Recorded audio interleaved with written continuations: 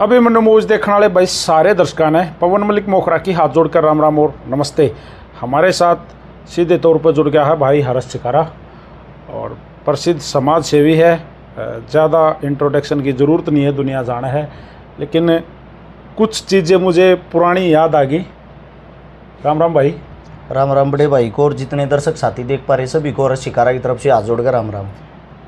कुछ दिन पहले हमारा एक इंटरव्यू हुआ था ऑन रोड जी और जी। उस इंटरव्यू में मैंने कई चीज़ें आपको बोली थी जी, सारी ये साबित होगी भाई। ना साबित होने में फ़र्क है। देखिए, मैंने आपको बोला कि भाई गलियों में आवाज़ उठ रही है हर्ष चिकारा चुनाव लड़ेगा। जी, अब सामने आ गए जी क्लियर। जी मैंने बताया था भाई अगला जो कदम है वो गोवाना की तरफ है। जी अब वहाँ भी सामने आ गए, जी। बात क्लियर। आपकी वे वीडियो वाली सारी बात क्लियर है, लेकिन एक बात का मन बाद में पता लग गया ना, वह क्लियर नहीं है। आप गोवाना का पहले सर्वे करके लेके जा रही थी। नहीं, मैंने आपको बताया था कि भाई आप गोवाना से चुनाव लड़ोगे, तो मैं तो सच्चा हो गया ना। हाँ, आप सच्चे हो गए, आपकी बात मानते। गोवाना जनता से आप सर्वे लेके जा रहे थे और जनता का यो कहना था लड़ना पड़ेगा वायरस। लेकिन ये किसने बताया कि मैंने गोवाना लोगों से पूछा है? मेरे को पता लग गया था, 5-6 पत्रकार जो कंटिन्यूटी में सर्वे कर रहे थे। अच्छा, अरुण मलिक साहब का नाम आया था। अच्छा। अभी आपने चुनाव के लिए डिक्लेयर कर ही दिया, अब लाइव आए, लोगों के सामने आके खुल के बोला गोवाना से लड़ेंगे जी। अब मैं पूछूंगा गोवाना है क्यों? देखो, बड़ी चीज़ ये है, गोवाना जो है, गोवाना से सबसे पहली चीज़ ये थी, जो अपने बुजुर्ग हैं उन्होंने ये बोला भाई जहाँ से ज़्यादा मजबूत भाईचारा हो, ज़्यादा आना जाना हो, ज़्यादा बड़ी टीम हो, ज़्यादा लंबा व्यवहार रखा हो, वहाँ से चुनाव ठीक रहेगा। दूसरी बात, कोई भी ऐसा चेहरा न लड़ रहा हो जो कि कोई किसान नेता हो या कोई भी समाज सेवी हो, ताकि किसी दूसरे की बेल हम काटा ना, दूसरा न्यू ना कहे कि भाई हमारी जीत हमारा चिकारा रोड़ा बन गया। चलो, जो लड़ने वाले हैं जिनके नाम सामने आ रहे हैं, मैं एक बार थोड़ा सा आपके सामने दोहरा दूँ। सबसे मुख्यतः जो मैं नाम लूँगा वो तो जो विधायक जी हैं, जगबीर मलिक जी, जगबीर मलिक साहब, उसके अलावा तीर्थ राणा, उसके अलावा योगेश्वर दत्त, उसके अलावा एक बहुत बड़ा और नाम, हरियाणा का एट प्रेजेंट सीएम मुख्यमंत्री सैनी साहब भी यहाँ से चुनाव लड़ने के दावे हो रहे हैं, सर्वे हो रहे हैं, वो चुनाव लड़ेंगे। आपने तो सारे हरियाणवी लैंग्वेज में कही जा ना, सारे खप्पड़ पागे बीच में। देखो, मेरा मानना ये था, चुनाव ऐसी जगह था लड़ा जहाँ किसी ताकतवर इंसान को ही आप अटक कर दिया, ये बोधे के साथ क्यों उलझना है। चलो फिर देखो, अब आपने कई बार ठड्डे का लड़ना है तो जोर जो ठड्डा है वो ऑलरेडी तो हारना इतना आसान नहीं है, तो उस गले जोर घना तगड़ा लगाना पड़ेगा। तो कितनी तैयारी है मलिक साहब? बड़ी चीज़ ये होती है, चुनाव एक ऐसी प्रक्रिया होती है जो साम दाम दंड भेद से लड़ा जाता है, क्योंकि राजनीति एक बहुत अलग चीज़ होती है। राजनीति बाड़ू किसी भी तो यार, किसकी को डाना कटे टेक जा बेरा नहीं पट यार। अगर आप ये जीतने के भी अपना नाम लिए हैं, कोई ठाडा हो चाहे माड़ा हो, सारे ने एक उड़ न कर दो और चिकारा ने लेने एक उड़ न कर दो। मैं वादा करता हूँ, गारंटी देता हूँ, जो काम हम बिना कुछ बने, बिना किसी पावर के कर रहे हैं, उसका 30% भी अगर ये काम कर रहे हो तो हमारे तक वोट बेशक मत दिए। लेकिन लोग नु कहे हैं कि फाइनली मकसद यो था, आना ही राजनीति में था। चलो, अच्छी बात है, लोग जो कहे हैं, लोगों की सोच को बड़ी करते हुए लोगों की बात मान ली, हमारा मकसद यो ही है। मैं एक बात पूछना चाहता हूँ, चोर चक्के ठग जार डाकू बलात्कारी लुटेरे मर्डरी सब के सब नेता मंत्री बन सकते भाई, हमारे ऊपर ऐसा तो कोई लांछन, ऐसा तो कोई ब्लेम नहीं लग रहा, तो भाई हम क्यों नहीं आ सकते राजनीति में? अच्छा, अकेले का फैसला था, खुद का मतलब पर्सनल फैसला है, या पिछले कई दिनों से इस पे काम करने लग रहे थे, या एकदम से कोई प्रेशर है जो है सामने आ भाई? अकेले के फैसले की मैं आपको एक बात बता देता हूँ, अगर अकेले के माइंड में ये चीज़ें चल रही हो और अकेले का ये फैसला हो और ये कहे मकसद ही ये था, अगर ऐसा कुछ दिमाग में पनप रहा होता तो शायद मैं गोवाना के अंदर, गोवाना के आसपास ही मदद दे करता, यहीं दिखावा करता, यहीं के लोगों से जुड़ के रहता। राजस्थान भी मैं गया हूँ, हरियाणा के हर कोने में भी मैं गया हूँ, यूपी भी मैं गया हूँ, एमपी तक भी मदद कर रहा हूँ। वहाँ से कौन सा मैंने चुनाव लड़ना? कंटिन्यू आपने जो वीडियोज़ डाली है ना जी, जो वीडियो अभी, जी जी जी, तो नीचे जो कमेंट बॉक्स की जो लाइन लगी ना जी, उसमें बहुत सारे लोगों ने एक कमेंट लिखे कि मैं वहाँ चला जा और 100% चुनाव जीत जाएगा। मैं आपने भी कहा था अपने लाइव में, मैंने वो सुना था कि अगर मैं गोवाना तो मैंने चुन लिया, अपना क्षेत्र है, अगर मैं मेवात से लड़ूंगा किसी भी क्षेत्र से, किसी भी विधानसभा से, मैं पक्का 100% विधायक बन जाऊंगा। जहाँ सेफ है बड़ी बड़ी पार्टियां भाई साहब सर्वे कराओ है बड़े नेताओं के लिए, ये सेफ सीट है, यहाँ से चुनाव लड़ना चाहिए। सेम सिचुएशन नायब सिंह सैनी, मैं आपको बता दूं सर्वे हुए हैं और गोहाना सेफ सीट लगी है, तो आपके लिए तो आप खुद बोल रहे हो सेफ सीट है मेवात। मलिक साहब बात ऐसी है, जहाँ हम पैदा हुए हैं, जहाँ हमारा जीवन गुजरा, जो हमारा घर परिवार रहा है, अपनों के बीच से ही पहली लड़ाई लड़नी चाहिए। हार जीत नहीं देखी जाती, ये देखा जाता है कि भाई हम अपनों के बीच से लड़ रहे हैं, हमारे अपनों ने कितना साथ दिया, हमारे साथ क्या किया। दो ही चीज़ होती हैं चुनाव में, क्या होगा, या जीतेंगे या हारेंगे, इससे अलग तो कुछ होने से रहा। अगर आप बात करते हो मेवात की मैं आपको एक बात बता देता हूँ। हरियाणा के अंदर अगर कहीं सबसे ज़्यादा प्यार, हरियाणा के अंदर नीच धरती के अंदर ही अगर पहले नंबर पे कहूँ तो पहले नंबर पर मेवात में मेरे को सबसे ज़्यादा प्यार मिलता है। और कल ही मेरा मेवात में प्रोग्राम भी है। कल वहाँ पे कोई शिक्षा को लेके कोई सेंटर खुलेगा, उसकी ओपनिंग करनी है वहाँ के एसपी साहब को, डीसी साहब को और मेरे को। लेकिन अब बड़ी चीज़ ये आती है, हमने उन पर कोई एहसान थोड़ी किया है भाई।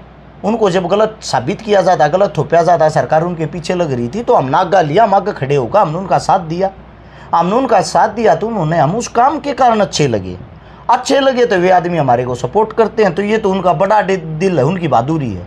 अच्छा काम कड़ा नहीं कराया भाई, कौन सी कुण में नहीं कराया। हमारे आदमी थोड़ा लेट सपोर्ट करा, हमारे आदमी थोड़ा लेट जागे हैं। एक कहावत है, घर का जोगी जोगना, बाहर का जोगी सिद्ध। तो उनको हमारे काम ज़्यादा पसंद आ गए, तो उनको ज़्यादा अच्छे लगते हैं। हमारे जो आदमी, इनको शायद लेट अच्छे लगेंगे, लेट समझ आएगी। आपने एक बात मेरे इंटरव्यू में ही बोली थी और अपने पर्सनल लाइफ में ही बोली थी कि भारतीय जनता पार्टी जो हाल में सरकार में है, उन्होंने आपको टिकट देना चाहें और कई विधानसभा सीटों से आपको ऑफर है। रियल में ऐसा है? उन्होंने ये बोला है, बुलावे आ लिए, कई बार आ लिए, जो उनके दूत आ लिए वे भी कई बार आ लिए। दो चार जो बड़े नेता बड़े पद के हैं, दिल्ली बैठते हैं, जो सेंटर में, यहाँ नहीं, हरियाणा में नहीं, सेंटर में, उनकी तरफ से जो संदेश है, जो मैसेज है, जो बातें हुई, उनका कहना ये है, जो ग्रामीण सीट हैं हरियाणा की 20 सीट, जो सी तेरा पसंद आ उड़े तो टिकट ले ले। 100% तना चुनाव भी जितवाऊंगे, हम जितवाऊंगे। इस बात पर मैंने भी नहीं कोई थी, जितवाए दोगे, थारे पर कोई डाउट नहीं, थारी टिकट लिए तो भी नहीं जीताएंगे। और उसके बाद मंत्री जो पद होगा, आप जैसे युवा यूथ आएंगे, आप जैसे क्रांतिकारी आएंगे हमारी पार्टी में, हम भी समझते हैं हमारी पार्टी का कद कहाँ होगा। हम तो आप जैसे युवाओं को मौका देना चाहते, जो मंत्री पद होगा उसमें भी शायद आप ही का नाम होगा। यहाँ तक कि उन्होंने बात की, लेकिन मैंने एक ही बात की, माफ़ी जी, ऐसा अपना कोई विचार नहीं है। चलो, आपने बीजेपी को नकार दिया, अब आ गई कांग्रेस, उसके बाद आ गई आम आदमी पार्टी, उसके बाद आ गई जेजेपी या इनेलो, अन्य बहुत सारी पार्टियां। तो कहाँ चक्कर है इनमें? देखो, चक्कर किसी के साथ कुछ भी नहीं है अभी तक। देखो, आपने जब कुछ सोचा है, इतना बड़ा डिसीजन लिया है, तो ये तो नहीं होगा कि आप बिल्कुल खाली बैठे हो। आपने कहीं ना कहीं तो हाथ पैर लगाए हैं, कुछ न कुछ बातें हैं, वो चीज़ें। हरियाणा में 62 गाँव हैं, इसमें गोवाना में, और गोवाना शहर है। अपना जो चक्कर उन 62 गाँव दी है, उस शहर ती है, उस जनता ती है। मेरा मानना ये, किसी पार्टी, किसी नेता मंत्री के पैर पकड़ने से अच्छे अपने बुजुर्गा के पैर पकड़ा, अपनी मातर शक्तिया के पैर पकड़ा, उन नहीं जतानी, उन नहीं टिकट देनी, उन नहीं वोट देनी। लास्ट की जो 4-5 पार्टियों के मैंने नाम लिए ना, कांग्रेस को छोड़ दो, इसके अलावा आम आदमी पार्टी या फिर ये जेजेपी या इनेलो, इनमें से भी कहीं हो सका है? कुछ नहीं है ऐसा। जेजेपी को मैं आपको बता देता हूँ, जितना बीजेपी को पसंद करता हूँ, अच्छा, उससे भी कई गुना जेजेपी को पसंद करता हूँ। तो फिर तो समझ गए होगे। अब सिंह जी तो रह गए। किस लिए उस पे बोल रहा हूँ, मेरे फ़ोन में रिकॉर्डिंग होगी दिग्विजय चौटाला जी की। 3 बार प्रोग्राम में बुला लिया, मैं गया नहीं हूँ आज तक। हारने से पहले चुनाव नहीं होया था, जब यहाँ इनकी सरकार थी, तब की बातें कर रहा हूँ। अब तो चलो उनकी मजबूरी होगी, मैं एक बार भी नहीं गया हूँ। चलो, अब मैं फाइनली कति मुद्दे पे आ जाता हूँ। जब आपने चुनाव की घोषणा करी दी, लड़ना है?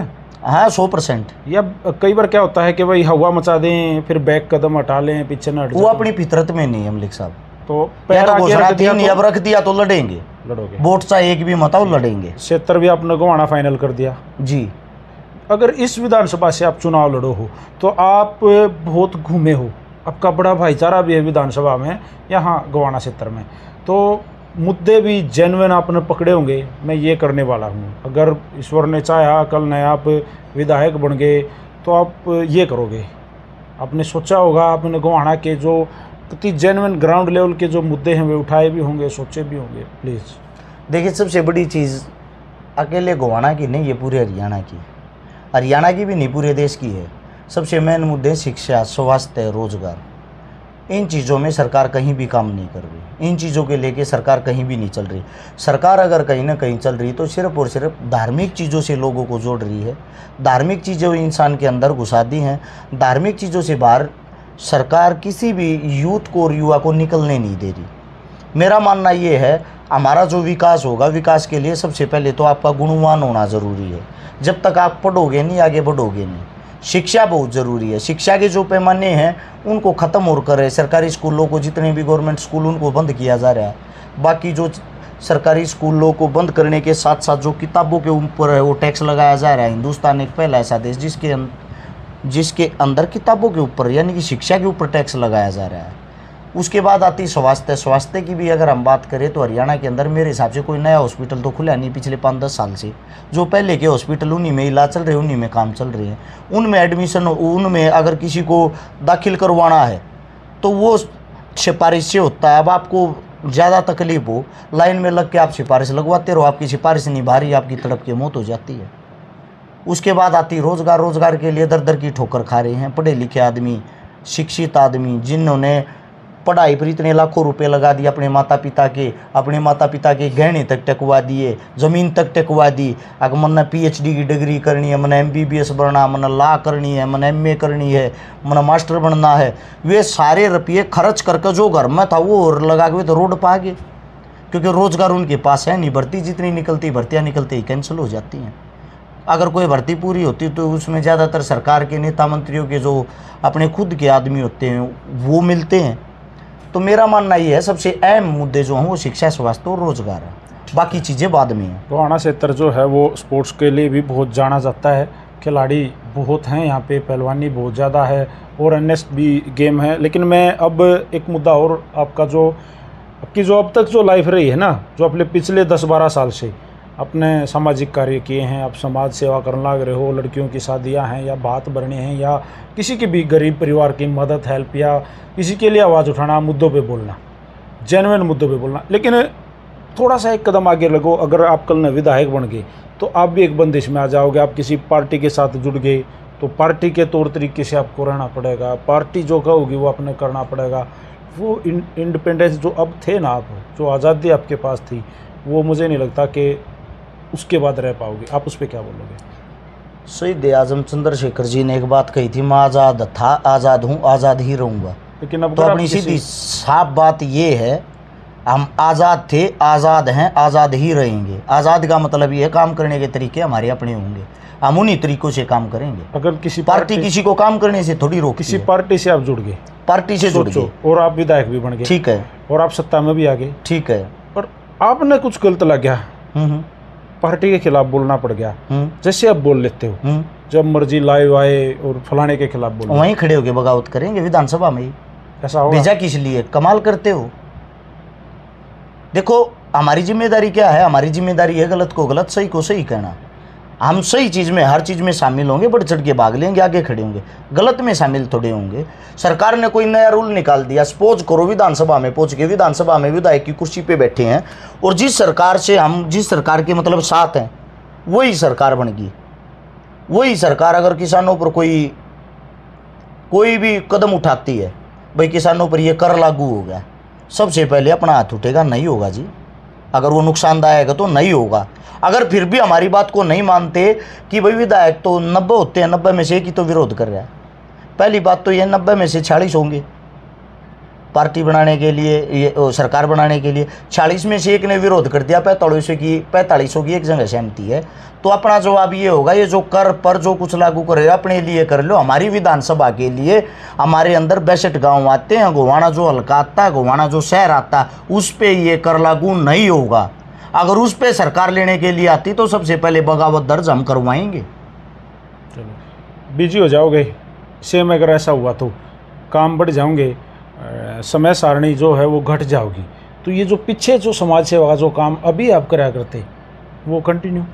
बराता सर ऐसा है, अगर जिम्मेदारी आप कह रहे हो बिजी हो जाओगे, जो समय है वो समय सारणी घट जाएगी, तो उस टाइम दो चीज़ें भी तो बढ़ जाएंगी ना, संसाधन बढ़ जाएंगे, आदमी बढ़ जाएंगे।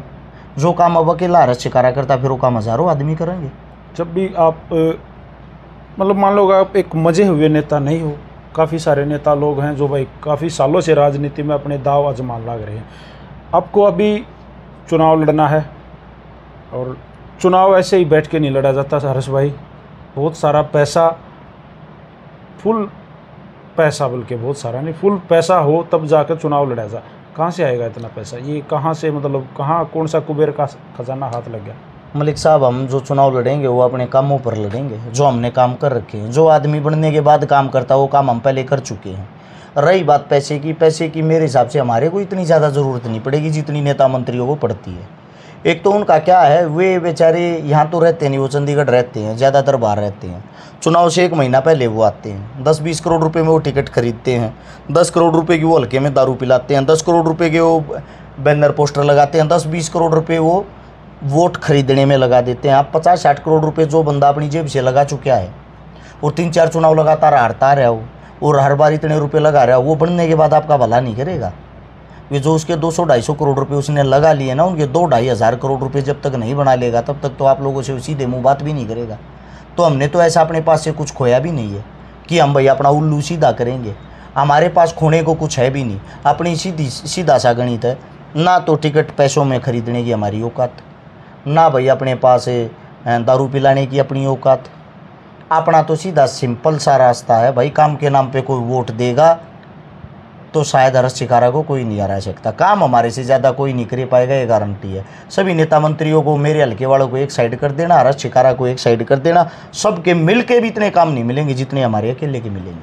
अभी चुनाव लड़ना है तो मार्केट में जाना पड़ेगा, गामा में जाना पड़ेगा, लोगों से मिलना पड़ेगा, वोट मांगने पड़ेंगे। तो एक्सपीरियंस कम है शायद वोट मांगने का कि कभी मांगे हैं, तो कैसे वोट मांगोगे? सामने जनता बैठी है, वीडियो को देखने लग रही है, और ये सबसे बड़ा और बेस्ट साधन है आम जन तक पहुंचने का। तो प्लीज़, बड़ी चीज़ ये है मलिक साहब, मैं आपको बता देता हूँ। आपका कहना ये कि मैं वोट मांग के दिखाऊँ जी, मैंने वोट चाहती ही नहीं। तो भाई मना चाहिए साथ, मेरे बुजुर्गा का, मेरे काका तउआ का, मेरी काकी तैया का आशीर्वाद चाहिए। जो वे गैल होंगे वे चुनाव लड़ेंगे, वोट वे मांगेंगे, और वोट वे न्यू मांगेंगे। हमारे छोरे के काम देखो भाई, हमारे छोरे ने ये काम कर रखे हैं।